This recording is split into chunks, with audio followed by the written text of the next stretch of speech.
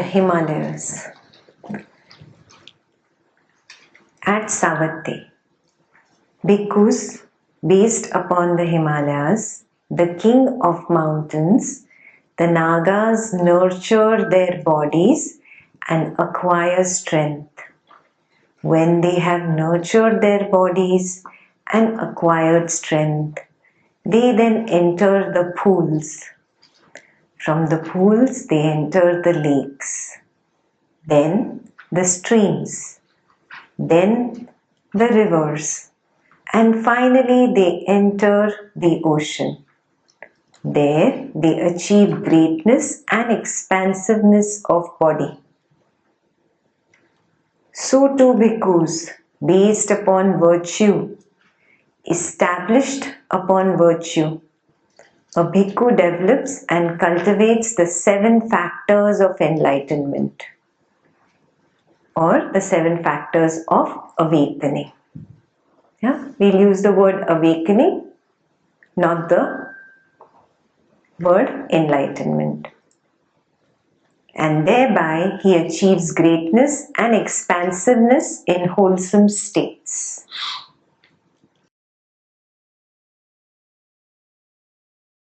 And how does a bhikkhu based upon virtue, established upon virtue, develop the 7 factors of enlightenment or awakening? Here bhikkhus, a bhikkhu develops the enlightenment factor of mindfulness, which is based upon seclusion, dispassion and cessation, maturing in release. The first factor is the awakening factor of mindfulness. You understood what is mindfulness? Were you mindful today? Yeah, did you remember to come back to the object of meditation again and again and again and again and again? Did you do it 1,000,000 times or just 100 times? Tell me. 100 million times. Very good. That means you are very, very mindful. If you didn't do 1,000,000 times, that means you got lost in thought or you went to sleep. Very clear what is mindfulness? Has become super clear by practice? Yeah? Okay.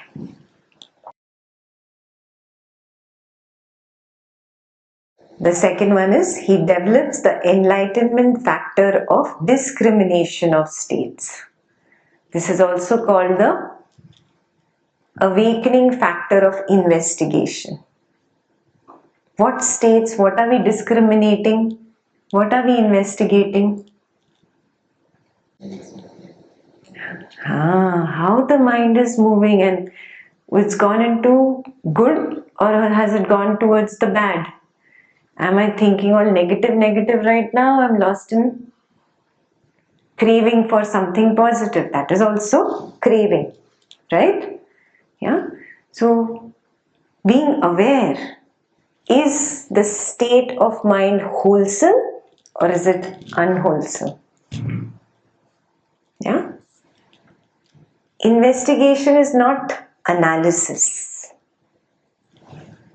It is, you just know. Right now, the predominant thoughts that are coming to me are about what she said and why she said, and she should not have behaved like that with me, and what I did after that. Again and again these thoughts are coming. I am relaxing them and just smiling, coming back, but again and again the same thought is coming. So what is my mind tending towards?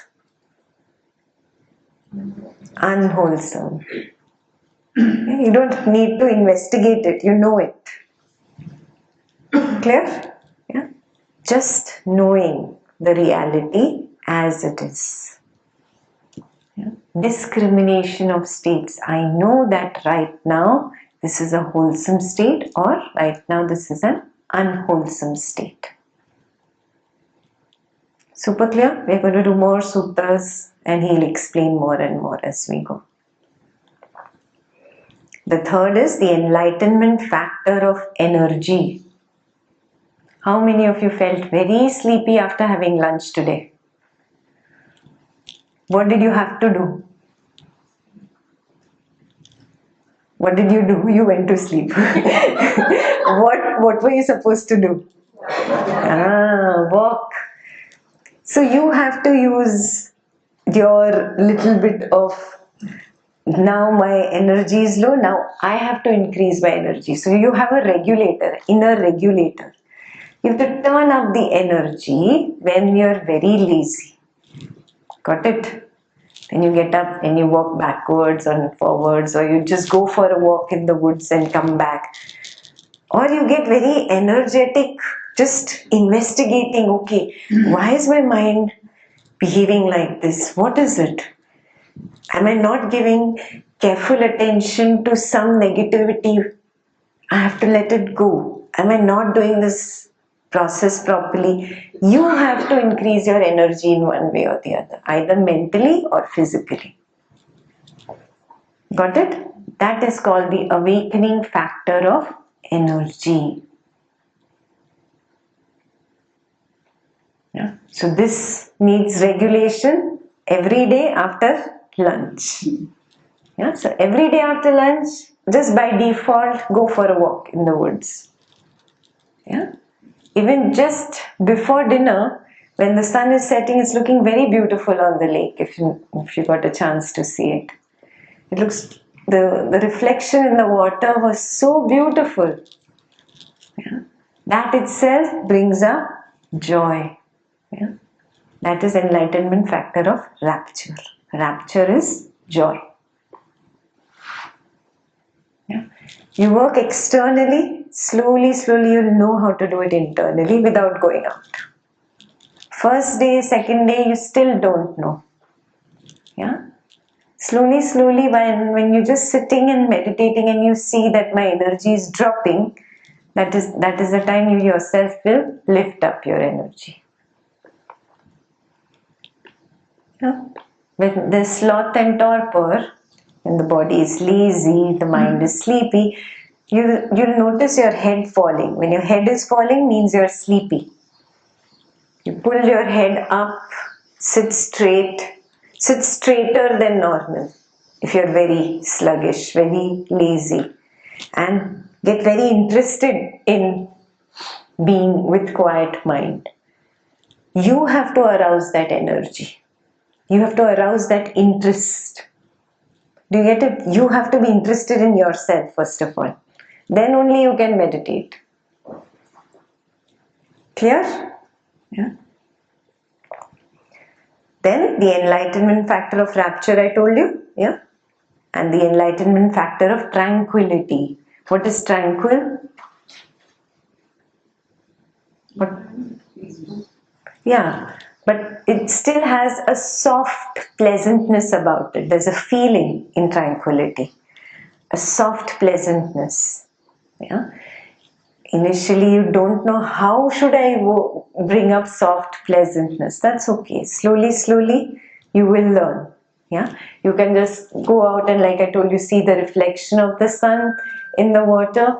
It brings up joy in somebody, and when that joy settles down, it becomes like a soft, pleasant feeling. That is tranquility. Yeah. And when that settles even more, when the pleasantness is gone, kya hoga? Equanimity. What is? That is the enlightenment factor of equanimity.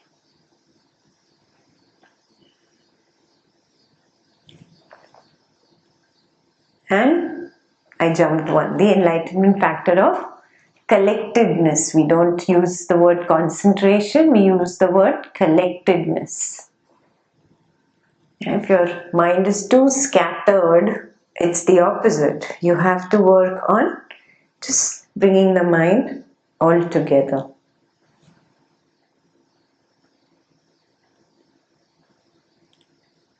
Very clear? What are the 7 factors of awakening? You have to only regulate them. You have to increase your energy, reduce your energy. You have to increase your tranquility or reduce it. You have to increase your joy or reduce it. It's like there is an inner regulator and you can do it. You have to just figure out how to do it. Yeah. So that's going to be our practice for these 9 days. We're going to work on figuring out where that regulator is inside me and how do I work on this. Very clear? Yeah, I'll move ahead. Okay. So the enlightenment factor of concentration, the enlightenment factor of equanimity, which is based upon seclusion, dispassion and cessation, maturing in release. Release from what? Release from the suffering of this mind. And this constant mind going on and on and on and on and on and on and on and on and on. Suffering, no? There's a release that happens from this absolute cessation. It is in this way, bhikkhus, that a bhikkhu based upon virtue, established upon virtue, develops the 7 factors of enlightenment and thereby achieves greatness and expansiveness in wholesome states. That's the end of the sutta. So they all move in sequence, one after the other? No. You develop one or the other whenever it is your time. At the time of enlightenment, all 7 of them come into perfect balance and you get enlightened. But before that, whichever is your strength, suddenly you will develop that. A happier kind of person, generally a jolly kind of person, will be very, he'll naturally be able to come up with the enlightenment factor of joy easily. Because in life he's just a happy kind of person.